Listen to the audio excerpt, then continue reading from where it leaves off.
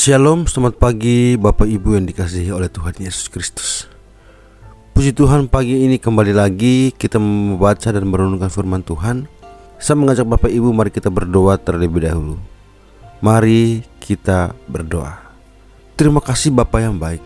Kami bersyukur pagi ini kami bisa bangun tidur kembali dan kami bisa merasakan berkat yang sangat luar biasa. Terima kasih Bapa.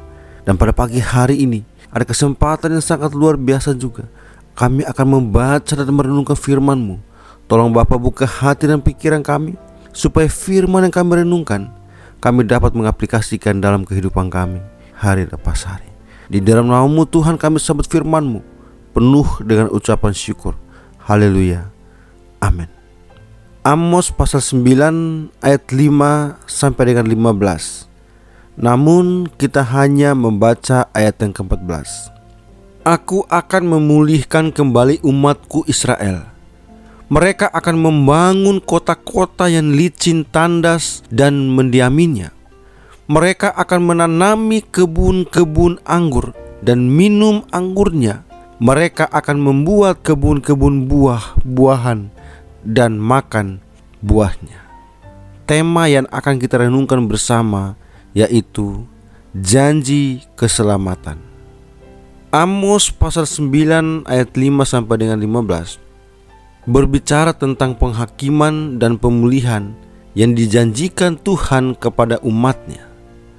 Ayat-ayat ini menekankan bahwa tidak ada tempat untuk bersembunyi dari murka Allah, namun juga menjanjikan pemulihan dan berkat yang melimpah bagi mereka yang kembali kepadanya. Amos pasal 9 ayat 5 sampai dengan 6. Tuhan adalah penguasa alam semesta yang memiliki kuasa atas segala sesuatu. Ketika Dia menyentuh bumi, bumi akan bergetar dan bergoncang, dan tidak ada yang dapat melarikan diri dari hadirat-Nya.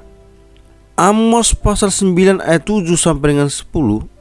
Tuhan mengingatkan umat Israel bahwa mereka tidak lebih baik dari bangsa-bangsa lain, dan mereka akan menerima hukuman karena dosa-dosa mereka. Namun Tuhan juga berjanji bahwa Dia tidak akan membinasakan mereka sepenuhnya.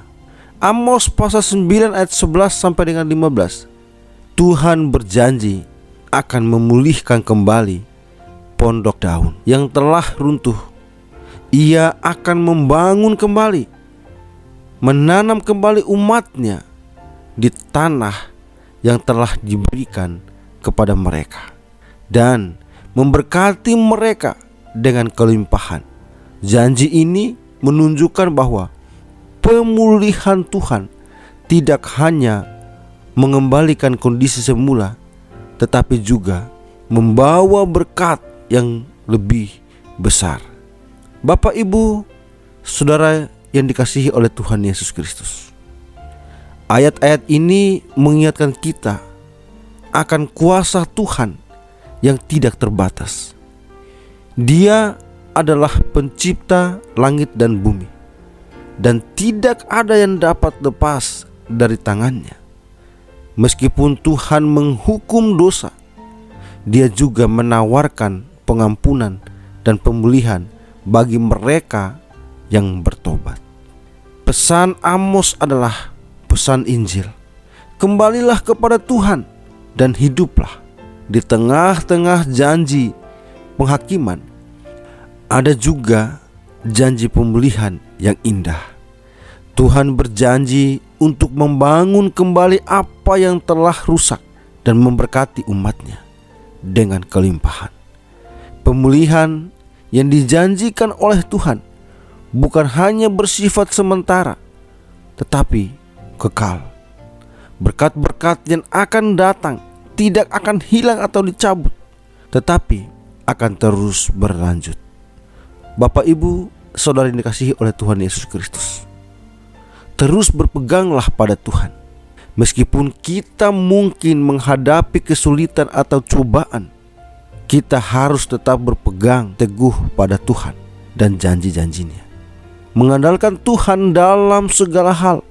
Jangan mencoba mencari solusi sendiri, tetapi percayakan hidup kita sepenuhnya hanya kepada Tuhan. Setelah Tuhan memulihkan hidup kita, kita dipanggil untuk menjadi berkat bagi orang lain, membawa harapan dan pemulihan bagi mereka juga. Dengan merenungkan Amos 9 ayat 5 sampai dengan 15, kita diingatkan akan kuasa Tuhan, pentingnya pertobatan dan janji pemulihan yang luar biasa. Mari kita hidup dalam pengharapan dan iman, sambil menantikan penggenapan janji Tuhan dalam hidup kita. Renungan janji keselamatan bagi Israel juga relevan bagi orang percaya masa kini. Janji Allah tidak hanya berlaku bagi bangsa Israel secara fisik, tetapi juga bagi mereka yang percaya kepada Yesus Kristus.